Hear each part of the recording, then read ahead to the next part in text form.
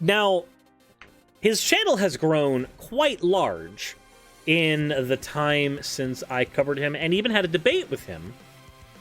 But there is a guy named Mike Winger, for those who are new to my content. And Mike Winger is an interesting individual. He's a Christian apologist who kind of had to be bullied a little bit during the NIFB scenarios to actually say that the NIFB were harmful, were actually causing issues. Now, let's talk about what he has said that is causing me to cover him right now, and what this means in the context of Mike Winger and the times I've covered him before. Before, when I've covered Mike, it's because he did his video, which was titled, A Secular Argument Against Homosexuality. And when he made this video, he tried to bring up a bunch of incredibly bunk claims to argue that homosexuality is bad or a sin or what have you. He tried to keep the sin argument out of it. He just tried to say, oh, for instance, being a homosexual leads to higher suicide rates amongst homosexuals. He would say things like that, without realizing that by arguing those points, he was literally contributing to the society that marginalized people to the point where they realize they have to be here. And Four-Eyed Spooter, I understand that the being gay is a sin thing is a mistranslation. I understand that because in Leviticus, there's no less than 6 different translations, one of which being pedastry. And that's the point that most Christians stick to. They stick to the Leviticus argument on how being gay is a sin. And when you look into further points in the Bible, you find that Paul is having to pull a lot of his argumentation against homosexuality when he's talking in Romans from the earlier passages in Leviticus. And if the earlier passages in Leviticus are not talking about homosexuality, then Paul cannot be talking about it in the same way. He is essentially at that point misinformed to keep on using those statements, and people are misinformed to keep on using those statements against gay people. I know the mistranslation argument. I've actually covered that on my video response to Alan Parr when he was trying to use those arguments against people. I've covered this argument both within and without the Bible. So, we're going to go ahead and take a look at what Mike Winger has said now.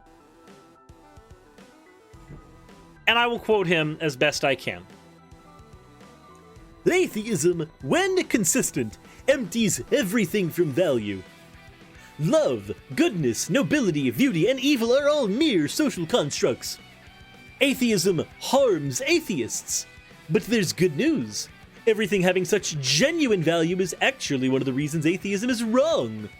Now, he's got 2 more tweets, and we'll cover those in a sec, but I want to start off with this first thing.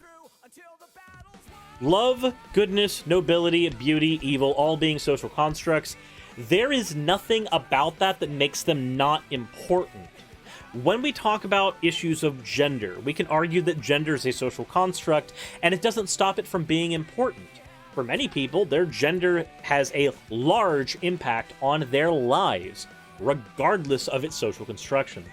But if you don't believe that social constructs can mean things and be very important to society, let's talk about another social construct we've talked about many times before: money.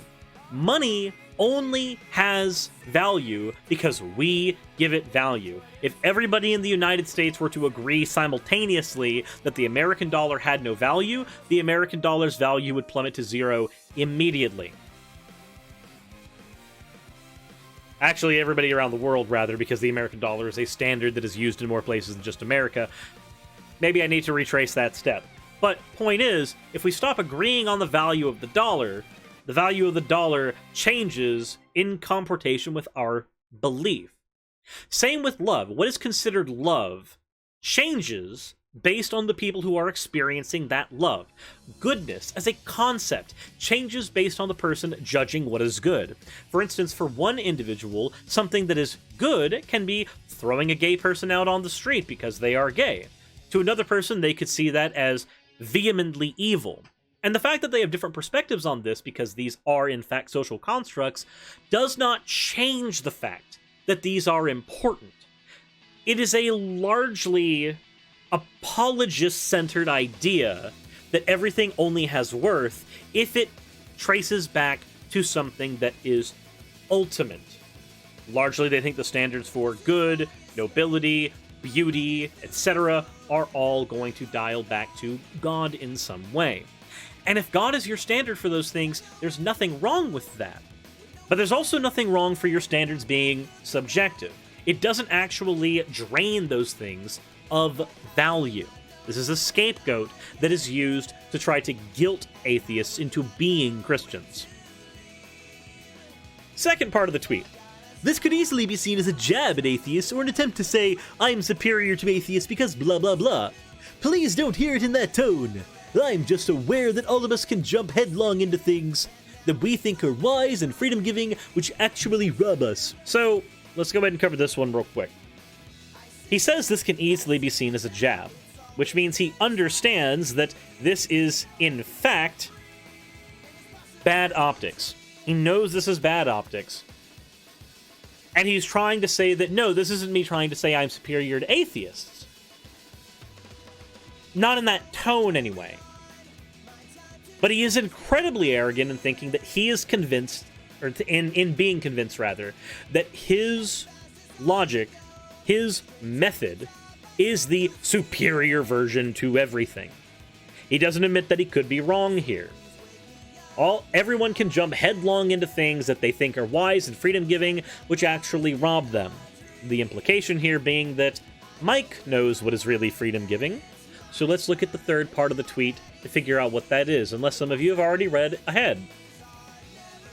Dear atheists, it's not like your atheism is some religious commitment that you are deeply unconnected to with irrational needs, right? Let the beauty, goodness, evil, nobility, and so many other things that you perceive around you tell you that God is. Then real wisdom can begin.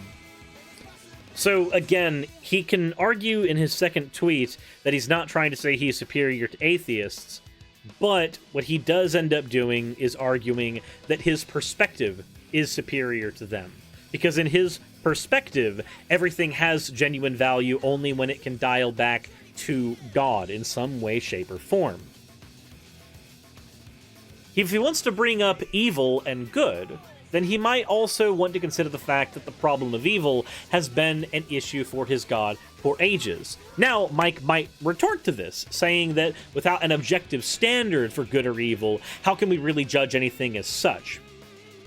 And I would say that this is a harmful reduction.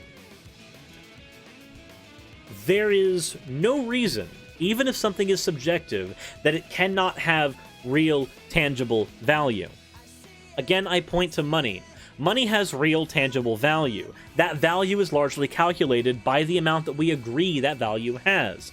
A trading card has real, tangible value or worth, because, again, this is based on agreements that we have, based on how well this trading card works in the meta of the card game it's used in, how scarce it is in its production.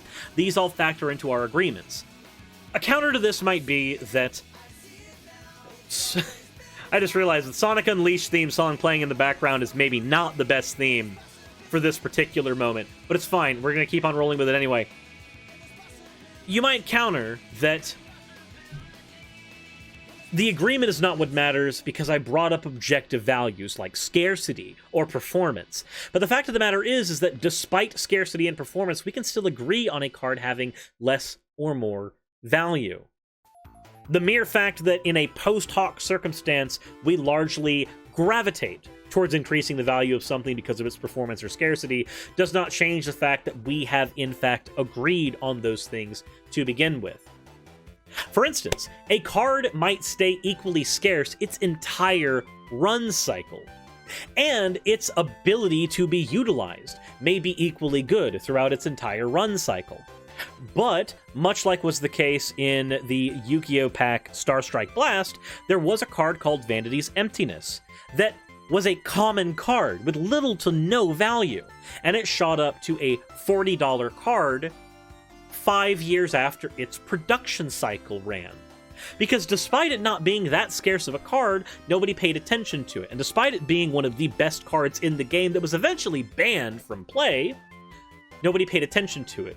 Despite the fact that it could perform well, despite the fact that its scarcity was a stagnant factor, people did not agree that it had value yet, so it did not gain value. It doesn't change the fact that the value that it had later was real and was good. People like Mike Winger will argue that without an objective standard, things have no real value. I would like to argue that real value is what we agree on.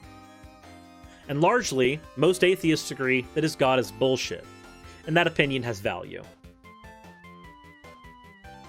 With that said, hope you guys enjoyed. I know this was a short one. This was just going over something that I probably could have covered in a tweet, but honestly, I haven't done a video dedicated to Mike in some time, so I figured I'd go ahead and do it again for some fun. If you guys enjoyed, please let me know. Please check the comments section for ways you can support the channel if you want to do that. Hit the like button when you see this video on YouTube, and as always, everyone, insert end of video tagline here.